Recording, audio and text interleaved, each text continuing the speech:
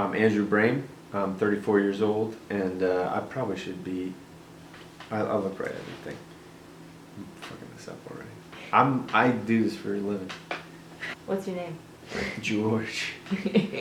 All right. My name's Andy Brame. I'm 34 years old, and I just got out of the Navy last year, and now I'm a graduate student at NYU. It's been a pretty wild ride having a sister with lupus. When my sister hasn't been doing well, that has obviously been very, very difficult. The strength and the wisdom that all of this adversity has given her is pretty remarkable, and I look up to my little sister now. So I was vaguely aware of lupus, but of course, I learned a lot more. I learned a lot about the flares, what the disease does overall, but then of course a lot also about steroid treatments. I guess a lot of the other lifestyle things that go along having lupus and maintaining a healthy, active lifestyle. Also, do you want me to keep talking about you in the third person like I was, or no? Shit.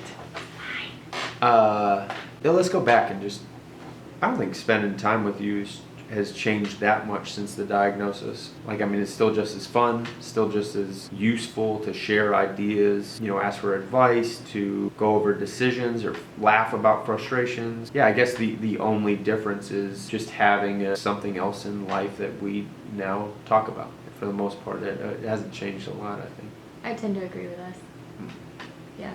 What is an unexpected perk of having a sister with lupus? Biggest perk of having a sister with lupus is that you learned how to cook all of these new foods. It's like discovering a completely new cuisine. So every time I come over, there are these I guess most of it's keto or paleo. Well, paleo, grain-free, dairy-free, sugar-free. Right. Have no idea what the restrictions are specifically, but I know that they lead to remarkable new foods that I wasn't aware of, and that I thoroughly enjoy and get fat on whenever I visit. Awesome. Success. How were you able to cope with my diagnosis, for yourself? I've never thought about that. It's always just been, you have lupus and I'm here. That's it. If you fall apart, you'll still be right there and I'll still be right here. And if I fall apart, the same. It just kind of works itself out while we stay in orbit. What advice would you give to someone who just found out that their sister was diagnosed with lupus? That's really tough. I don't know what advice I would give. You're still my sister. Our relationship, I don't know that it's changed that dramatically because of lupus. I know that I have grown, prouder and prouder of you and have looked up to you more and more over this time. But I don't know if that's just us getting older or if this is the way that life is. So I don't know if lupus is the variable that made that happen, made us close, I guess. Nah, because, we were pretty close before. So I feel like we got closer since lupus. Yeah. That's it. Actually, yeah, probably.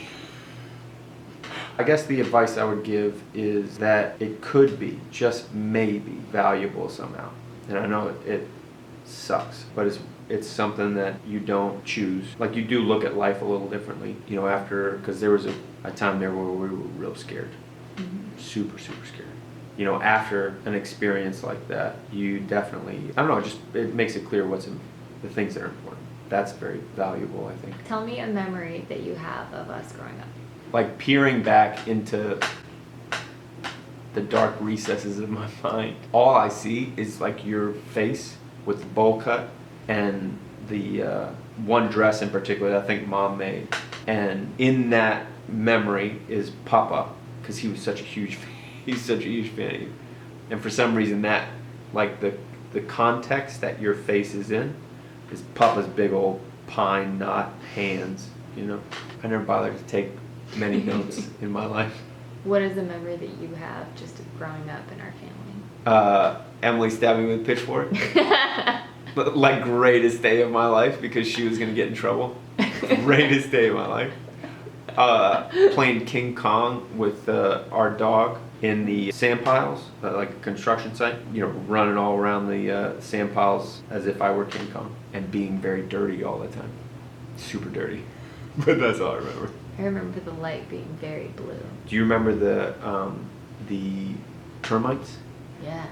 That was awesome. The living in a barn, or like a barn that had been kind of converted into a house, halfway converted into a house. It didn't have a cement foundation. It had a log foundation, and it had been eaten away so badly by termites that every spring, rather than trying to combat the infestation, all we would do is open the sliding glass door, and they would come up through the hardwood floor, and in these long parades, go to the door and fly away into the slanting spring sun.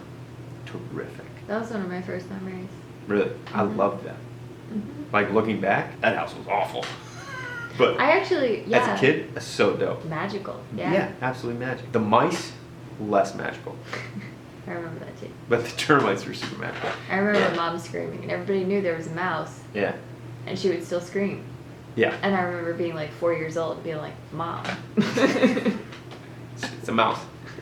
I remember being like feeling so bad for the mice when Dad would take them, like he would, put the mouse traps around or whatever, and he would take them out, and they'd be super dead. I would just be devastated because it's just a little like potential friend. Right. Could have been my friend, and he's dead. Well, thank you so much for having sure. this interview with me. That was a Appreciate disaster, it. but yeah, absolutely, you're welcome.